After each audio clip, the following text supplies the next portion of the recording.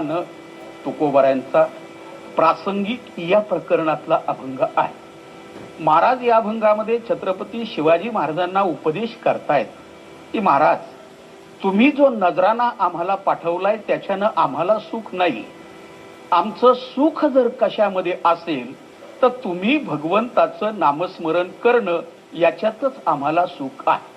तुकोबारायांचा परमार्थ आपल्यासारखा एक दोन जन्मांचा नाही। महाराज स्वतः सांगतायत, मागे बहुता जन्मी हेची करिता आलो आम्ही।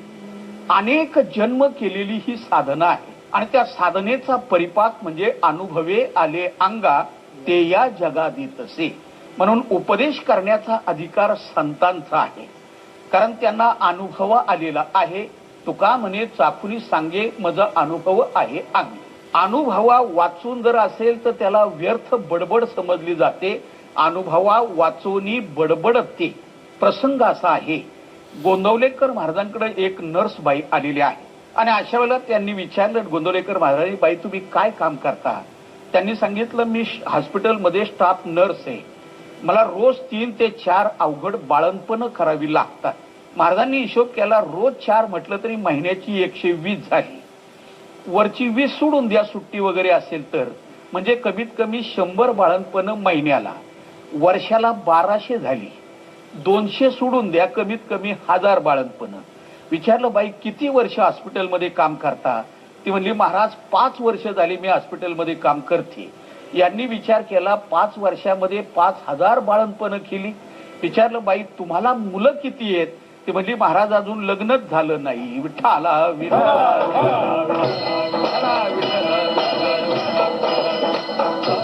स्वतःला जर अनुभव नसेल तर ती वाचाळता ठरली जाते आणि म्हणून संतांचं जे सांगणं आहे ते अनुभवाचं आहे। बंकट स्वामी म्हणायचे, मुलीचं लग्न झालं, पहिलाच दिवस तिच्या हातामध्ये तिच्या मैत्रिणींनी दुधाचा ग्लास दिला आणि नवऱ्याच्या खोलीमध्ये पाठवलं। बाहेरून कडी लावली आणि त्या सोप्यावर गप्पा मारताय तेव्हा एक म्हटली, आता ती नवऱ्याच्या जवळ गेली असेल, दुधाचा ग्लास त्याच्या हातात दिला असेल।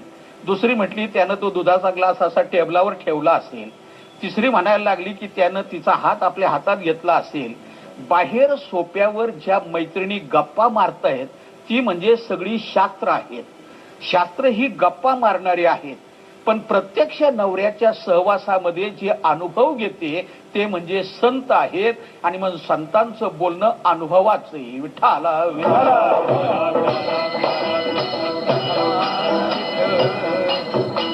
तुकोबारांनी आपल्या जीवनामध्ये सगळ्या बाह्य उपाध्यांचा त्याग केला, त्यामुळं साहजिकच अंतरांगामध्ये सद्गुणांचा विकास झाला। आम्ही उपाध्या वाढवतो आणि म्हणून अंतकरणामध्ये दुर्गुणांचा विकास होतो। भगवान शंकरांनी सगळ्या बाह्य उपाध्या टाकून दिल्या, राहायला घर नाही, स्मशानामध्ये राहणं, बरं एकही दागदागिना अंगावर नाही, ते सगळे नाक गळ्यामध्ये अडकवलेले, एकही चांगला शिष्य नाही, भूते वेताळे नाचती, हे त्यांचे शिष्य। मी नेहमी सांगत असतो, कारण त्या भूतांचं वर्णन रामायणामध्ये सुंदरतेनं केलेलं आहे। वेताळ बाबा हा सगळ्या भूतांचा राजा। आमचं जे गाव आहे सावरगाव, त्याच्या शिवेवर वेताळ बाबाचं मंदिर आहे, माळुंगी आणि सावरगावच्या मध्ये। अशा वेळेला माळुंगचं कीर्तन करून ज्यावेळेला मी परत घरी येत होतो रात्री 12 वाजता, त्यावेळेला मोटरसायकलवाला म्हणलं, थांब आपण मंदिराले दर्शन घेऊ। म्हणला, महाराज वेळ लागलं का? आज नेमकी अमावास्या आहे आणि अमावास्येच्या वेळेला सगळी भूत जागी होतात। त्यावेळेला त्याला म्हटलं, अरे आपण कीर्तन करून चाललोय, आपण काय वाईट केले का? तो म्हणला, तुम्ही जा, मी येणार नाही। मी मंदिराजवळ गेल्यानंतर पाहिलं की वेताळ बाबा असे सजीव होऊन सिंहासनावर बसलेले आहेत, सगळी भूत अशी नाचतायत, कुणाच्या गळ्यामध्ये मुंडक्यांच्या माळा आहेत, कुणाच्या हातामध्ये असा कटोरा आहे, त्याच्यामध्ये लाल रक्त आहे, ते रक्त पीत ती भूत अशी नाचतायत मंदिरामध्ये। मला बाहेर आलेलं पाहिल्याबरोबर वेताळबाबांनी सांगितलं, हे शांत राहा, बाहेर कुणीतरी माणूस आलेला आहे। भूतांनी हसत असं सांगितलं, आला असेल मग त्याला एवढं घाबरायची काय गरज आहे? आम्ही नाही का नाचताना कधी आमच्या आईबापाला घाबरलो? भूतांनी सांगितलं, आम्ही नाचताना कधी आमच्या आईबापाला घाबरलोय का? मग त्याला काय घाबरायचं? वेताळबाबांनी सांगितलं, अरे माणसाला जे करता येतं ते भूत असूनही तुम्हाला आयुष्यात जमणार नाही। भूतांनी विचारलं, काय येतं माणसाला? वेताळाबाने सांगितलं, माणूस दिवस दिवस 52 पानाचा अध्याय पारायण करीत बसतो, तुम्हाला येतं का? भूतांनी सांगितलं, आम्ही जिथं पानच पाहिली नाही तिथं पारायण कुठून करणार? वेताळाबाने विचारलं, मनुष्य अर्धा कप जरी चहा पेला तरी खोटी साक्ष देतो, तुम्हाला येतं का? भूतांनी सांगितलं, जिथं आम्ही कोर्टातच जात नाही तिथं साक्ष देण्याचा काय प्रश्न आहे? वेताळबाबाने विचारलं, सांगा, तुम्ही जर एखाद्याला लागलात आणि त्यानं जर उतारा टाकला तर तुम्ही त्याला सोडून देता, पण माणूस एवढा खतरनाक आहे की पिढ्यान पिढ्या बर्बाद होतात पण सोडित नाही. विठाला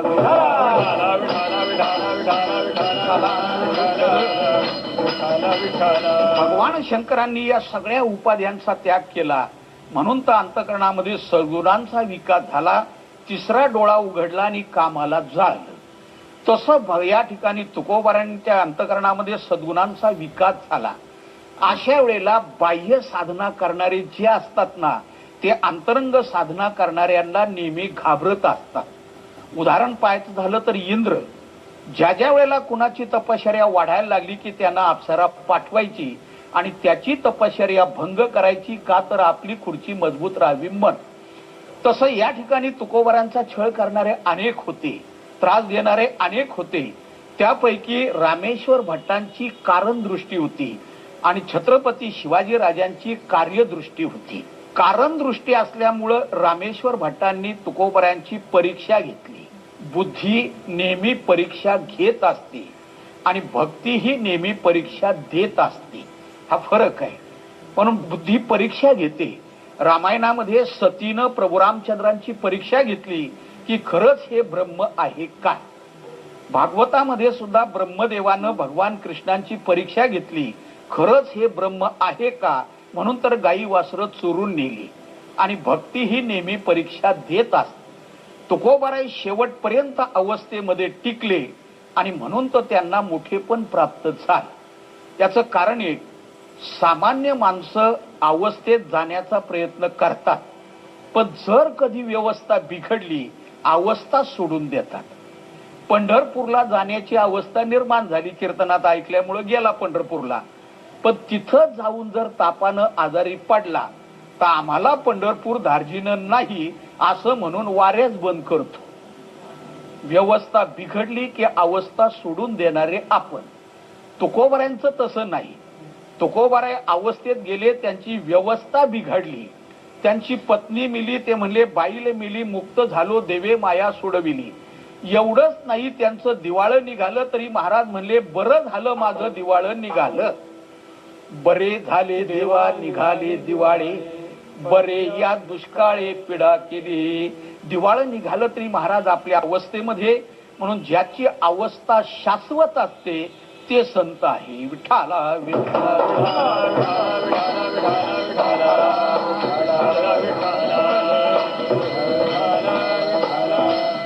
साहजिकच तुकोबारांची कीर्ती ज्याला वाढली त्याला छत्रपतींनी त्यांच्याकडे ज्या दृष्टीनं पाहिलं ती दृष्टी कार्यदृष्टी होती. महाराजांनी विचार केला छत्रपतींनी की समाजामध्ये जर आज कुणाला मान असेल तर धनवंता लागी सर्व मान्यता आहे जगी. ज्याच्या जवळ धन असतं आज त्याला जगामध्ये किंमत आहे, मान आहे. पण देव असा हुशार, ज्याला धन देतो त्याला नेमकं ज्ञान देत नाही. एक आहे तर एक नाही. फोन केल्याबरोबर जो गोण खरेदी करू शकतो तो कधी उचलू शकत नाही, आणि जो एका झटक्यात गोण उचलू शकतो तो कधी खरेदी करू शकत नाही. एखादा शेठजी गादीवर बसून फोन करतो, साखरेच्या 50 गुणी पाठवून द्या, पैसा आहे. पण जर शेठजीला म्हणलं शेठजी एवढी 50 किलोची गोण उचलावं, शेठजीलाच उचलावं लागतं तर गोण काय उचलायचं आहे. हमाल दिवसाला 50 गुणी उचलून सहज लॉरीत टाकू शकतो, पण 50 किलो साखर खरेदी करण्याएवढी ऐपत देवानं त्याला दिलेली नाही. एक आहे तर एक नाही. आणि छत्रपतींनी विचार असा केला की जर यांची आर्थिक परिस्थिती सुधारली तर समाजामध्ये मान मिळेल, म्हणून छत्रपतींनी त्यांना नजराणा पाठवला. रामेश्वर भट्टांची कारण दृष्टी असल्यामुळं त्यांनी परीक्षा घेतली आणि महाराज शेवटपर्यंत परीक्षेत उतरले. म्हणून सगळ्या ब्राह्मणांना सांगितलं, बाबांनो, तुकोबाराय आणि भगवान विष्णू वेगळे नाहीत, एकच आहे.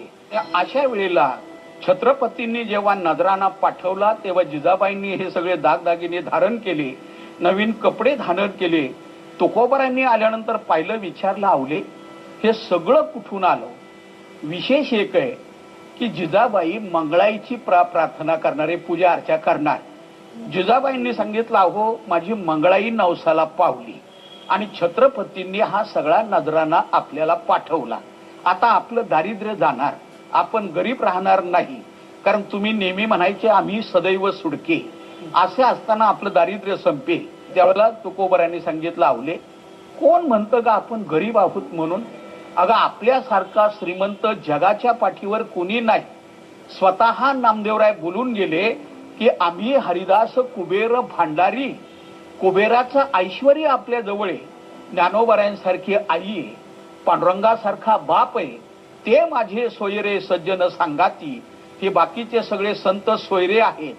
एवढंच नाही तर आपल्याला कायमची दिवाळी आहे, विठोबाचे राज्य आम्हा नित्य दिवाळी. कायमची दिवाळी आपल्या जीवनामध्ये. कोण म्हणतं आपण गरीब आहोत म्हणून? ही भाषा नामदेवरायांची. तुकोबारांनी आवलीला सांगितली आणि जिजाबाईंना सांगितलं, उतरव ते सगळे दागिने. दागिने उतरवले. तो नजराणा परत त्यांच्याने आणला होता, त्यांच्याकडे दिला आणि त्यांना सांगितलं, महाराजांना आमचा निरोप पाठवा. याच्यानं आम्हाला खऱ्या अर्थानं सुख मिळणार नाही. आमचं जर सुख कशात असेल तर तुम्ही विठ्ठल विठ्ठल म्हणा, आम्ही तेने सुखी. म्हणा विठ्ठल विठ्ठल मुखी. महाराज आम्ही हा शब्द वापरतो तो सगळ्यांकरता वापरतायत. कारण का एकट्या साधूची इच्छा नाही, सगळ्यांची इच्छा आहे की जगानं सुखी व्हावं. म्हणून तर सुरुवात आहे उपनिषदापासून, सर्वे सुखीन संतु सर्वे संतु निरामया. सगळे सुखी असावेत. एवढंच नाही, माऊलींनी पसायदानामध्ये मागणं मागताना सुद्धा किंबहुना सर्व सुखी, सगळे सुखी असावेत अशी त्यांची अपेक्षा आहे. आणि म्हणून तुम्ही जर नामस्मरण केलं तर आम्हा सगळ्यांना सुख होईल, हा त्याचा आम्ही या शब्दापाठचा अर्थ. उदाहरणं जर पाहिजे झाली तर पाहिजे तेवढी आहेत. उदाहरण पहिलं आहे, कान्यकुब्ज शहरामध्ये आजामीळ नावाचा एक ब्राह्मण, अतिशय पवित्र आणि सात्विक सदाचारी. पण एक दिवस रस्त्यानं चालला असताना एका वेश्येला एका शूद्राबरोबर त्यानं पाहिलं. त्या वेश्येच्या अंगावर एकही वस्त्र नव्हतं. त्या क्षणभर दृश्याचा परिणाम असा झाला, आजामिळाचं जीवनच बदलून गेलं. त्यानं पैसे खर्च करून ती वेश्या आपल्या घरी आणली. याच्यावर बोलताना आमचे डोंगरे महाराज म्हणायचे, एक क्षणभराचं दृश्य आजामिळाचं जीवन बदलू शकतं. जो 24 तास टीव्ही पुढे बसतो त्याचं काय होत असेल? विठ्ठला विठ्ठला विठ्ठल. याचं कारण एक आहे. परवा गेल्या वर्षी सहज लोणंदच्या कीर्तनामध्ये, आमच्या चाकणकर दिंडीतर्फे जे लोणंदला कीर्तन असतं माऊली समोर, त्या कीर्तनामध्ये सहज बोलून गेलो, दगड एकदाच देवळात जातो पण देव होतो. माणसं रोज देवळात जातात पण तरी देव मनुष्य बनत नाही. विठ्ठला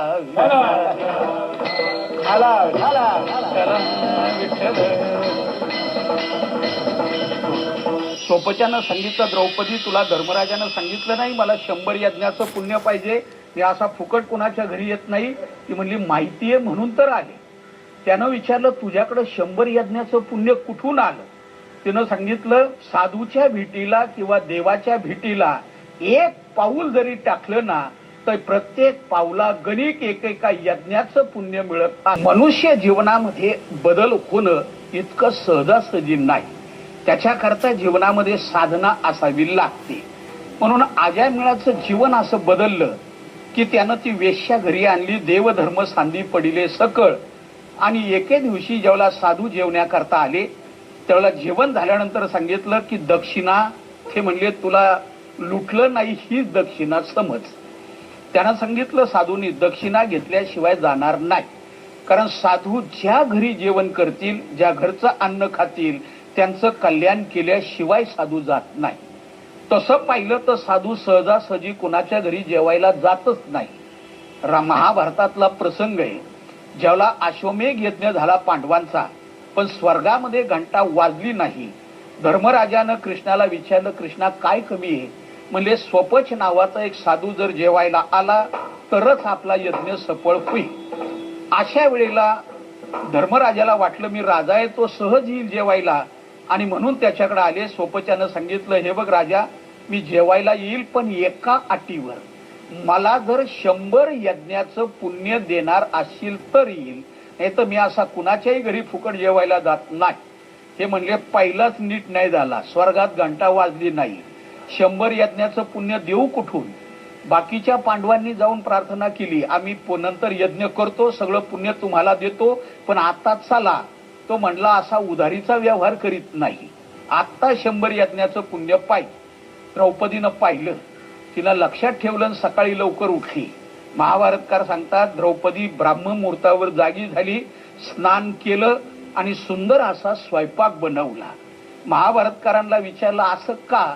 म्हणले सध्या हाय सोसायटीमध्ये सगळं केल्यावर स्नान करतात. द्रौपदीनं पहिलं स्नान केलं आणि मग स्वयंपाक केला. विठ्ठला विठ्ठला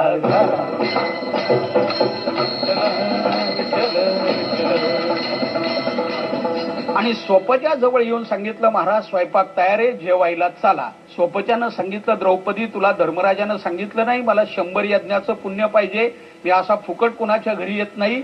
ती म्हणली माहितीये म्हणून तर आले. त्यानं विचारलं, तुझ्याकडे 100 यज्ञाचं पुण्य कुठून आलं? तिनं सांगितलं, मी कृष्णाची बहीण आहे, मला शास्त्र चांगलं कळतंय, साधूच्या भेटीला किंवा देवाच्या भेटीला एक पाऊल जरी टाकलं ना तर प्रत्येक पावला गणिक एकेका यज्ञाचं पुण्य मिळत असतं. राम म्हणता वाट चाली, नामस्मरण करत जर एक पाऊल टाकलं तर एका यज्ञाचं पुण्य मिळतं. आणि म्हणून तुमच्या भेटीला येताना राजवाड्यापासून इथपर्यंत जेवढी पावलं चालत आली त्यातल्या 100 यज्ञाचं पुण्य तुम्ही घ्या, बाकीचं मला द्या, जेवायला चाला. यावं लागलं स्वपच्याला. नामस्मरणाचं एवढं महत्व आहे आणि म्हणून महाराज आम्हाला बाकीचं काही नको, तुम्ही नामस्मरण करा. तेव्हा अजामिळाला सांगितलं, अजामिळा तुझ्या मुलाचं नाव नारायण ठेव, तुला जो मुलगा होईल त्याचं नाव नारायण ठेव. जेवण केलेलं असल्यामुळं सहजगत्या आशीर्वाद निघाला, तुला जो मुलगा होईल म्हणजे तुझ्या घरी जेवण केलंय त्याच्या निमित्तानं तुला आशीर्वाद की तुला मुलगा होईल आणि त्याचं नाव नारायण ठेव. विचारलं त्याचं नाव नारायण ठेवून आम्हाला फायदा काय? म्हणजे आम्ही तेने सुखी, त्याच्यामुळं आम्हाला सुख मिळेल. दसऱ्याच्या दिवशी तुकोबाऱ्यांना अनेकांनी सांगितलं, महाराज तुम्ही आमच्या घरी चला, तुम्हाला सुंदर पाण्यानं स्नान घालतो.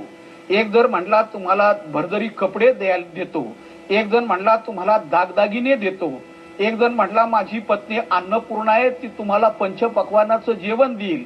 प्रत्येकानं तुकोबाऱ्यांना द्यायचं ठरवलं. तेव्हा महाराजांनी एकच सांगितलं, बाबांनो आम्हा देणे धरा सांगतो ते कानी, चिंता पाय मनी विठोबाचे. आम्हाला द्यायला तयार आहात ना? मग तुम्हाला एकच सांगतो, तुम्ही भगवंताचं नामस्मरण करा, त्याच्यामुळं मला समाधान आहे आणि म्हणून तुम्ही मुखानं विठ्ठल विठ्ठल असं म्हणा. त्या नजरानं आणलेल्यानं सांगितलं, पण याचं काय करायचं? हे आणलं याचं म्हणजे त्यांना सांगा, तुमचे एरवित थन ते मज मृत्तिके समान.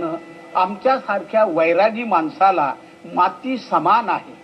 एकच सांगा राजांना, जर तुम्हाला हिंदवी स्वराज्य स्थापन करायचं असेल तर हिंदूंची जी निशाणी आहे ती म्हणजे तुळशीची माळ, ती गळ्यामध्ये घाला, एकादशीचं व्रत करा, अभंगाच्या 3ऱ्या चरणामध्ये कंठी मिरवा तुळसी, कंठी मिरवा तुळसी, कंठी मिरवा तुळसी, कंठी मिरवा तुळसी. व्रत करा एकादशी, व्रत करा एकादशी, तुमचे रवी सधना, तुमचे रवी सधना. कंठी मिरवा तुळशी, व्रत करा एकादशी. आपल्या हिंदू धर्मामध्ये कुठलाही उत्सव असो, सण असो, कुठलाही पारमार्थिक क्रिया असो, तुळशीला फार अनन्यसाधारण महत्व आहे. उदाहरण जर पाहायचं झालं, साधं सत्यनारायणाचा प्रसाद बनवा, पण तो वाटण्याच्या अगोदर तुळशीचं पान त्याच्यात टाकल्याशिवाय तो प्रसाद लोकांना वाटला जात नाही. काल्याचा प्रसाद जरी केला तरी त्याच्यामध्ये तुळशीचं पान टाकलं जातं. प्रसाद त्याला म्हटलं जातं जिथं तुष्टी आहे, पुष्टी आहे, माधुर्य आहे, अमृतत्व आहे, अमरत्व आहे, हे सगळे गुण ज्याच्यामध्ये आलेले आहेत त्याला म्हटलं जातं प्रसाद. आणि म्हणून तुळशीच्या पानानं प्रसादाला पावित्र्य प्राप्त होत असतं. याच्याही पुढे जर आपण आणखी बारकाईनं पाहिलं, जर कधी ग्रहण लागलं ना, तर पिण्याच्या पाण्यामध्ये तुळशीची पानं टाकल्याशिवाय ते पाणी पिण्याला उपयोगाला येत नाही. याच्याही पुढे जाऊन अभ्यासा, जर कधी हिंदूचा मनुष्य मेला तर त्याच्या तोंडात तुळशीचं पान घातल्याशिवाय त्याला चौघांच्या खांद्यावर उचलता येत नाही. हा नियम आहे. जसं प्रत्येक धर्मामध्ये एक सूत्र आहे, तसं आपल्या हिंदू धर्मामध्ये तुळस ही तितकी महत्वाची आहे. याच्याकरता एक नियम असा आहे, आपल्याकडं समजा जर पतसंस्था असेल किंवा बँक असेल, त्याच्यामध्ये खातं काढायचं असेल तर पहिल्यांदा फॉर्म भरावा लागतो. त्याला 2 साक्षीदार असतात आणि मध्ये जामीनदार म्हणून एक, वारसदार म्हणून एक कलम असते. तुम्ही भरलेली रक्कम तुमच्या नंतर कुणाला देण्यात यावी म्हणून कोण आईचं नाव, कोण बापाचं नाव, कोण मुलाचं नाव, कोण बायकोचं नाव, वारसदार आहे. दिंडी जरी काढली ना तरी त्याला वारसदार आहे की तुमच्या नंतर या दिंडीचा मालक कोण. का सगळ्यांनी विने घ्यायचे आणि पोलिसांनी न्यायचे. धर्मशाळा जरी बांधली तरी त्याला वारसदार आहे की तुमच्या नंतर या धर्मशाळेचा मालक कोण. तसं एखादा बिगर माळकरी मेला आणि त्यानं जर आयुष्यभर पाप केलेलं असेल तर त्याच्या पापाला वारसदार कोण. त्याला चौघांच्या खांद्यावर उचलताना जो त्याच्या तोंडात तुळशीची पानं घालील तो. जाणारा म्हणतो मी चाललो, आता माझं पाप तू सांभाळ, म्हणून त्याच्या तोंडात तुळशीची पानं घालताना लाख वेळा विचार करीत जा, कारण त्याचं पाप आपल्याला घ्यायचंय. विठ्ठला विठ्ठला विठ्ठल विठ्ठल. तुळशी माळे करता अट्टहास करणारी माणसं कुणीच नाही. आणि म्हणून महाराजांना सांगितलं, महाराज एक करा, तुम्ही पवित्र तुळशीची माळ गळ्यामध्ये घाला, कंठी मिरवा तुळशी. एवढं महत्व त्याला आहे. याच्याही पेक्षा काही काही भागामध्ये मी पाहिलं, मनुष्य मेल्यानंतर त्याच्या गळ्यात तुळशीची माळ घातली जाते, मग त्याला नेलं जात. उभा आयुष्य ज्याला आवडली नाही त्याला मेल्यानंतर घालण्यात काय अर्थ आहे. कारण आपल्यामध्ये नियम आहे की ज्याला जे आवडतं त्याच्या दशक्रियेला ठेवलं जातं. याला जर आयुष्यभरामध्ये माळ आवडलीच नाही तर मेल्यावर तुळशीची पानं कशा करता. बरं, याच्याही पेक्षा माझ्यापेक्षा तुम्ही अनेक वेळेला एखाद्याच्या लग्नाला गेलेला असं कधी पाहिलं का, सासऱ्यानं जावयाला तुळशीची माळ न घातल्यामुळं जावई रुसून बसला. असा जावई अजून जन्मालाच आलेला नाही. फार तर दागदागिन्यांकरता, पैशांकरता, कपड्यांकरता नव्हे बुटांकरता रुसणारे जावई आहे. कारण मी एकदा असं सहज पाहिलं, एक जावई स्टेजवर बसलाय पण लग्नाला उभा राहीना, कारण त्याला बूट घेतले नाही. मी मुलीच्या बापाला विचारलं, का हो लग्नाला उशीर का. म्हणला जावई रुसलाय, त्याला बूट घेतला नाही म्हणून. मी म्हणलं एवढं कर्ज झालं ना, आणखी होऊ द्या, पण त्याला बूट घेऊन द्या. त्यानं गेट मधून स्टेजवर बसलेल्या जावयाला हाक मारली, जावई बुवा कुठल्याही दुकानात चला, मी तिथं तुम्हाला बूट दाखवतो. विठ्ठला विठ्ठल विठ्ठल विठ्ठल. म्हणजे सासऱ्यानं जावयाला बूट दाखवावा इथपर्यंत परिस्थिती आलेली आहे. बरं, याच्याही पेक्षा आणखी सोप्या भाषेत सांग, असं कधी एखाद्या ठिकाणी तुम्ही वाचलं का, आमक्या महाराजांची तुळशीची माळ चोरीला गेली. कोण चोरायला मोकळाय. फार तर एखादा झोपलेला पाहिला तर आपल्या गळ्यातली काढून त्याच्या गळ्यात टाकून पळून जाणारी सुटलो एकदाचा. पण दुसऱ्याची माळ आपल्या गळ्यात घालणारे अजून जन्माला आलेले नाही. याच्याही पेक्षा पहा, समजा एखादा सप्ताह आहे, त्या सप्ताहामध्ये 2-3 लाख रुपये सप्ताहाचा खर्च आला. एवढा खर्च करून जर 2-3 माळकरी झाले तर समजायचं एका माळेचा खर्च 1,00,000 रुपये आला. अख्ख्या सप्त्यामध्ये एकही माळकरी झाला नाही, समजायचा अख्खा सप्त्याचा खर्च फुकट गेला. आणि असलेल्यांनी जर काढल्या तर त्याच्यासारखा तोठा जगाच्या पाठीवर दुसरा नाही. विठ्ठल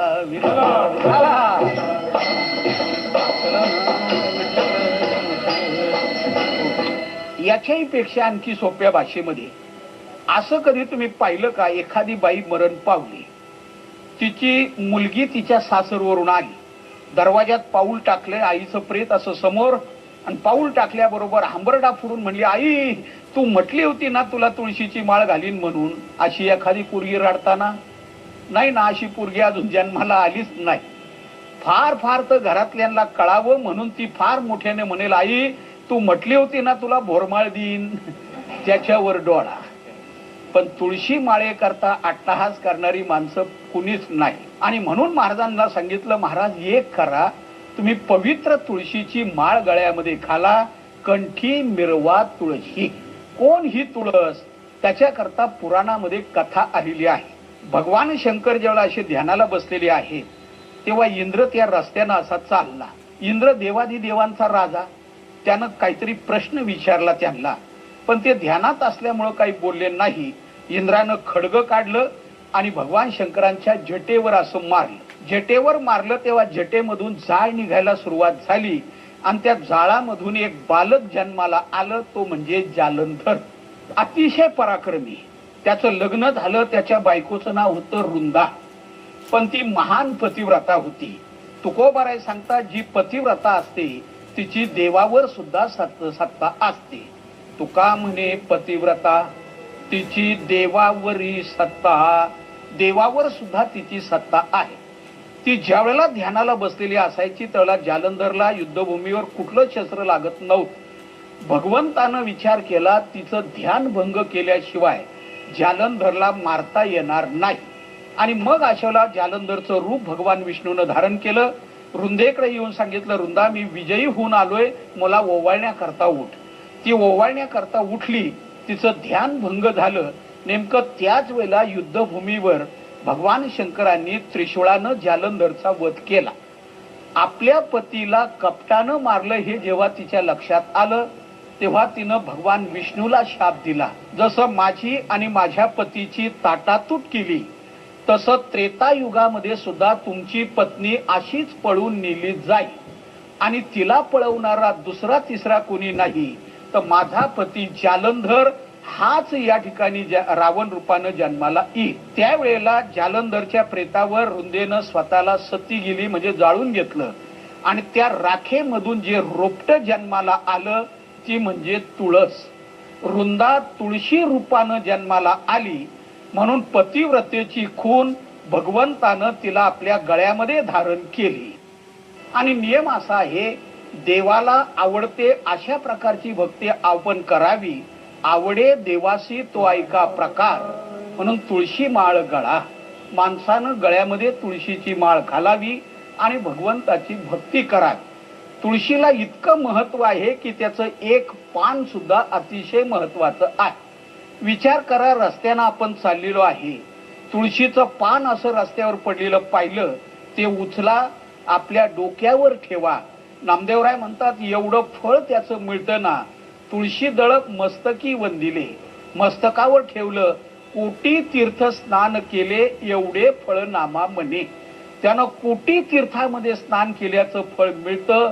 एवढं तुळशीच्या एका पानाला महत्व आहे. याच्याही पेक्षा आपण सत्यभामेची कथा ऐकली असेल.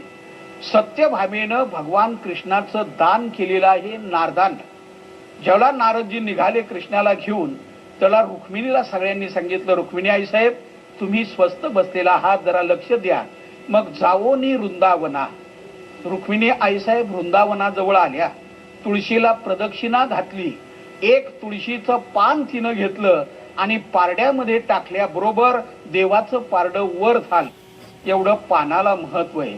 म्हणून रुक्मिणीने एका तुळशी दळे प्रभू गिरीधर तुळीला, एका पानाला महत्व आहे. जर कधी अख्खं तुळशीचं रोप असेल आणि ते रोप एखाद्यानं आणून लावलं तर त्याच्या करताही महत्व सांगितलेलं आहे. तुळशीचे रोप लाविल जो आणोनी त्यासी चक्रपाणी नविसंबे. आज जर आपण पाहिलं सगळी माणसं झाडं लावतात पण तुळशीचं लावित नाही. ज्ञानोबारांची भाषा अशी आहे, का तुळशीच्या झाडा दुरोनी न धापे शिंतोडा, द्राक्षाची या बुडा दुधची घाली. केवळ स्वार्था करता पैसा मिळावा म्हणून द्राक्षाला पाहिजे तेवढा खर्च करणारे आहेत, पण तुळशीला 4 थेंब पाणी कुणी टाकीत नाही. आणि म्हणून तुळशीचं रोप अतिशय महत्वाचं आहे. बरं एवढंच नाही, जिथं तुळस असेल तुळशी पाशी वनमाळी सदा उभा असे. भगवान जर कुठं उभे असतील तर जिथं तुळशी आहे त्या ठिकाणी भगवान आहे. म्हणून नेहमी आपण तुळशीचं झाड लावणं अतिशय महत्वाचं.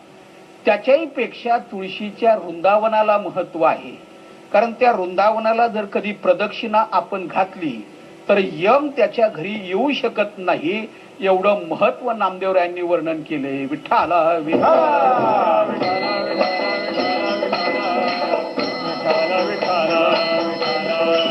दारूचं भांड गंगेत धुतलं तर स्वच्छ होईल पण पवित्र होणार नाही. आपण अनेक प्रकारचे साबण वापरून पहा. तुकोबरांची भाषा जर आपण पाहिली ना तर तुळशी वृंदावन जयाचे अंगणी होईल केरसुनी त्याचे घरी. ज्याच्या अंगणामध्ये तुळशीचं वृंदावन असेल ना त्याच्या घरी मी केरसुनी होईल आणि त्याचं दारिद्र्य झाडून काढीन. म्हणजे तो कधी गरीब राहू शकणार नाही. त्याच्या अंगणामध्ये तुळशीचं वृंदावन नाही, नाही ते स्मशान ग्रह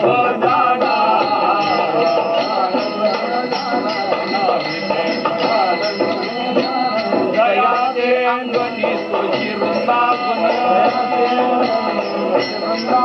जयाचे अंगणी तुळशी वृंदावन,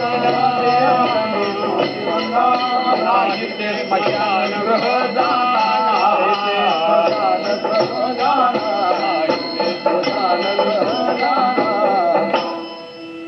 जयाचे अंगणी तुळशी वृंदावन. ज्याच्या अंगणामध्ये तुळशीचं वृंदावन नाही त्याला घर न समजता स्मशान समजावं, अशी तुकोबरायांची पेक्षा जर आपण नामदेवरायांची भाषा जर पाहिली, नामदेवराय म्हणतात उभे वृंदावन जयाचे द्वारी. ज्याच्या अंगणामध्ये वृंदावन आहे होयतो श्रीहरी प्रसन्न त्या. भगवान स्वतः त्याला प्रसन्न होत असतात. म्हणून महाराज एक करा, पवित्र तुळशीची माळ आपल्या गळ्यामध्ये धारण करा. कंठी मिरवा तुळशी. कारण हिंदवी स्वराज्य स्थापन करायचं असेल तर त्याला तुळशीची माळ महत्वाची आहे. तुळशीचं पाणी जरी आपल्या शरीरावरून गेलं ना तरी मनुष्य पवित्र मानला जातो. स्वच्छ वेगळा आणि पवित्र वेगळा.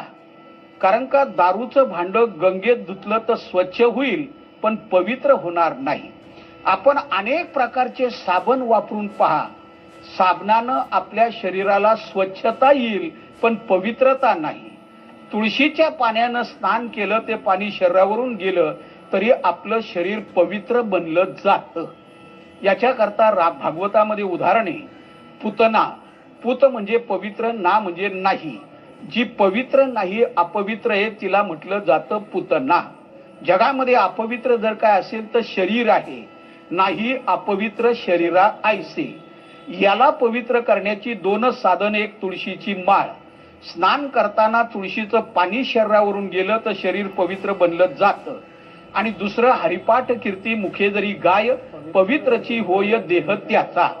मग पुतना अपवित्र का होती तर पहिलं कारण पुतनेच्या गळ्यामध्ये तुळशीची माळ नव्हती म्हणून ती अपवित्र आहे. आणि दुसरं कारण पुतनेला हरिपाठ पाठ नव्हता. जर पाठ असता तर ती पवित्र झाली असती. म्हणजे पुतना पाहण्याकरता गोकुळातच जायला पाहिजे असं नाही. गळ्यात तुळशीची माळ नसेल आणि हरिपाठ पाठ नसेल, समजावं पुतना. विठ्ठला विठ्ठला विठ्ठला विठ्ठला.